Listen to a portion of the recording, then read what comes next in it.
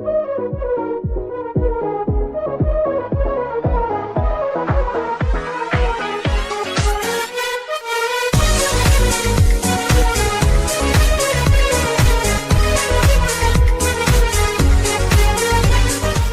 guys, and welcome back to another one of my infamous responding to some of your unpopular opinion videos. First of all, I just wanted to say thank you for participating, because I now have a list of 84 unpopular opinions from you guys, and because I want to mention every single one of them, I decided to write them down on a list and then, with the help of the Google random number generator, decide which opinions I will talk about today. Since there are still many opinions left, make sure to stay tuned for more, and with that being said, let's start. Opinion 1. NCT is so problematic and they need to be educated ASAP because cis gets called out for being culturally insensitive like every 2 weeks, and not just CA, they have been called out for saying other offensive things like when Jimin called Haechan the R slur and the other members started to laugh like something was funny like WTF. It's actually really disappointing because I just started stanning NCT like a week ago, but I already might unstan. First of all, I literally had to educate myself on this topic, because I literally never heard of CA scandals from NCT. According to what I read, they had scandals concerning racial slurs, as well as mocking braids, or more specifically cornrows, and also made some colorist remarks.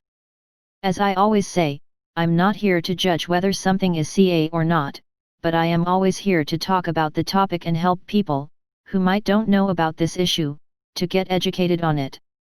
From what I saw, I have to agree, that they need to get educated or educate themselves, especially if people from a certain culture feel like they made fun of them by their actions or feel uncomfortable because of their actions. Sadly, cultural appropriation is still a big deal in the K industry, and from a group, which gets pushed into the Western market by their company, you would actually expect that the idols are already educated on these kinds of things. Opinion 2.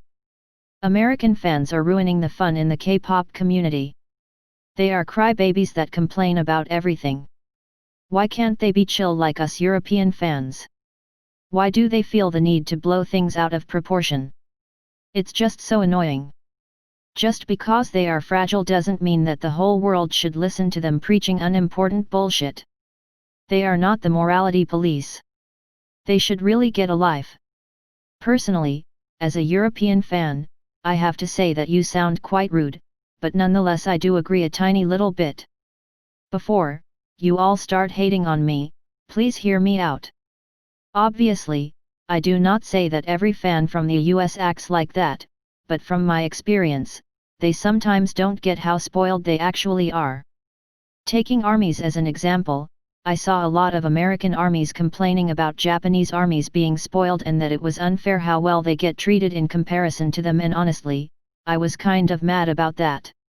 Obviously, in comparison to armies in I don't know India or Africa or South America and so on, we European fans have it so much better, but still.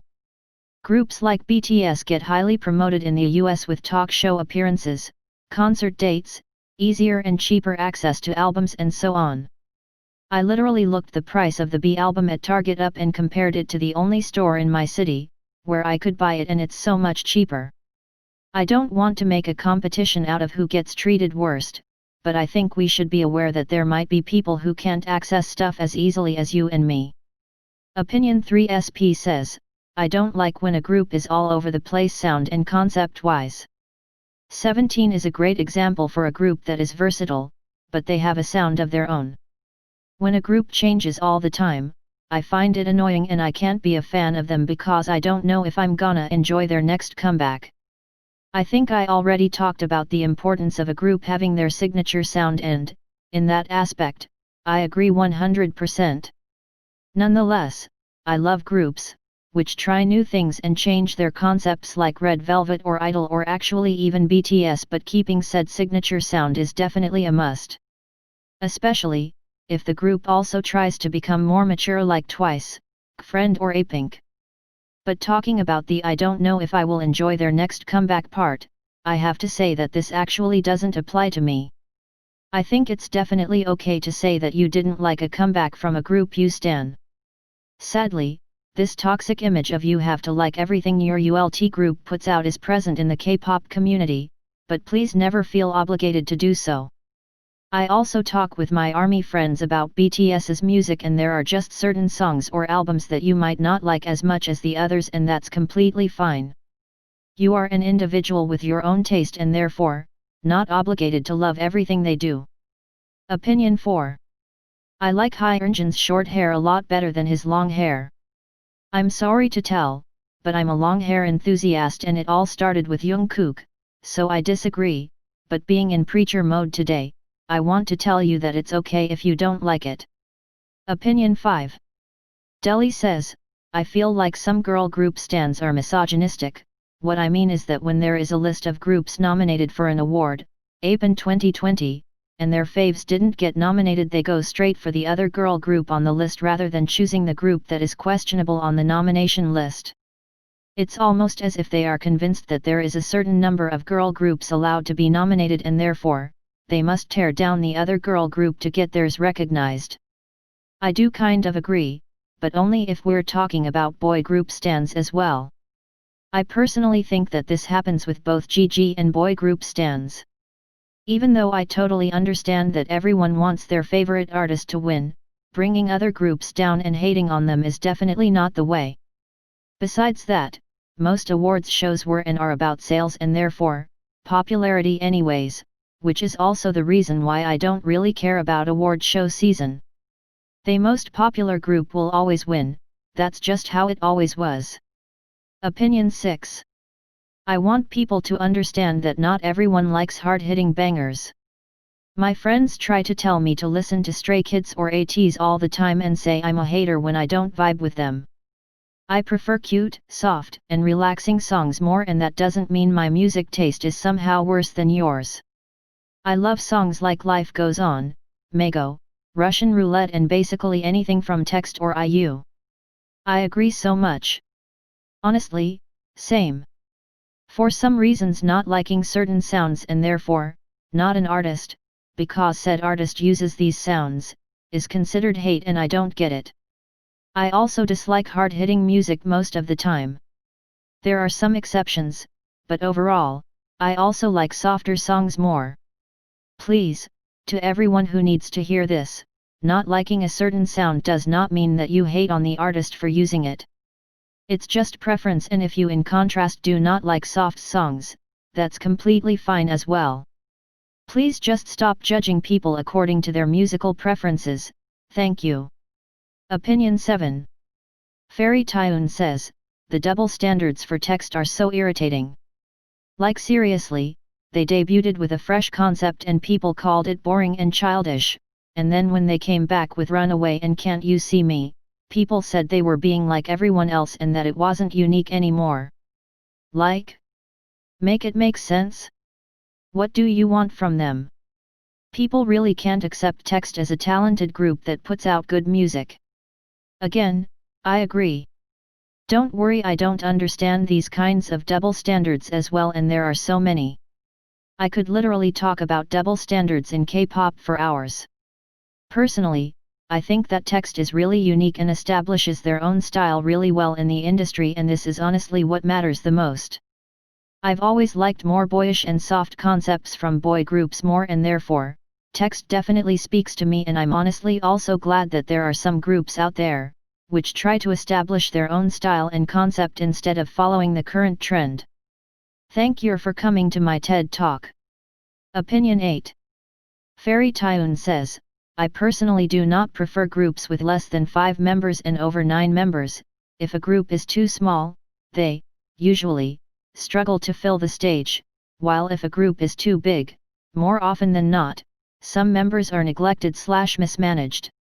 I just think either extreme isn't a good idea, both for the members and for the business aspect as well. I totally agree. I actually wanted to talk about this before, but here you are giving me the perfect opportunity. Personally, as someone who doesn't get into a lot of groups easily, a bigger number of members tends to be quite overwhelming and only a few members are mostly boring for me. I also totally agree with your aspects of both stage filling and mismanagement. It's always hard to make sure that every member gets their time to shine, and if the number of members gets bigger and bigger, it obviously also gets harder. Besides that, I feel like with really big groups there sometimes are filler members, which are not as well trained as the center members and seem to be only in the group for the sake of increasing the number of members. However, this obviously does not mean that every group applies to this. Opinion 9. I don't know if this is unpopular, but I don't think 4th gen lacks vocals at all. I just think newer groups are a lot more performance and dance focused, so they don't necessarily get to showcase their vocal abilities, but if you listen to B-sides or non-official content, you'll see that there are many amazing vocalists in 4th gen. Here are some of my favorites. Yuki from 𝚤 has an amazing cover of Shallow that really showcases her abilities. Yuri from *1 posted a cover of As Usual As Today which will 100% give you eargasm. Yeon and Songhee from *Vndite, just listen to any of their songs. Winter from *aespa, I know we've only heard one song from *aespa but her vocals sounded so solid and mesmerizing. lia from itzy, just listen to her Money cover. I agree so much. There are so many 3rd generation stans out there, which claim that the vocals of the rookie groups get worse and worse, and honestly, if they would at least research a little bit or listen to some of the side tracks, they'd see how talented some of these singers actually are. Yes, their titles are mostly performance focused, but that's just the current trend right now. Besides that, just because they are dance focused, it doesn't mean that they didn't receive vocal training as well. I also find that there are a lot of unique vocal colors in 4th generation, which were not really that present in 3rd generation. Opinion 10. Blackpink are one of the most well-rounded groups in K-pop. I'm not a blink between. Blackpink has one of the top dancers and performers, Lisa, one of the best idol rappers and all-rounders, Jennie, a very good vocalist with a unique timbre with whom many veterans want to collaborate, Rose, one of the prettiest girls in K-pop with a variety personality and good vocals, the type Koreans loves, Jisoo. They have good stage presence, visuals, and can communicate in 4 different languages, Korean, English, Thai, Japanese. If this ain't a well-rounded group, then it what is.